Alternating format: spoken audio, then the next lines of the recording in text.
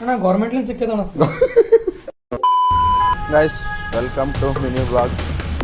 ಏನಣ್ಣ ಈ level workout ಮಾಡ್ತಿರಲ್ಲ, ಏನು ಹೇಳ್ರಿ ಹೆಂಗೆ ತೋರ್ಸಲ್ಲೇ ಸ್ವಲ್ಪ ಬೈಸಿಪ್ಸ್ ತೋರ್ಸು.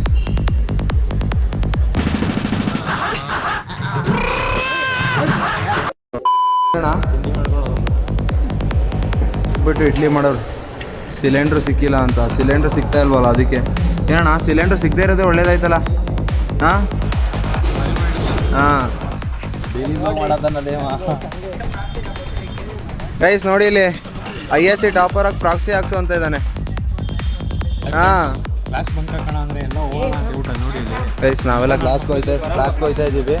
ಈ ನನ್ನ ಮಗ ಎಲ್ಲ 100% ಇಟ್ಕೊಂಡು ಬಂಕ್ ಆಗ್ತಾನಂತೆ.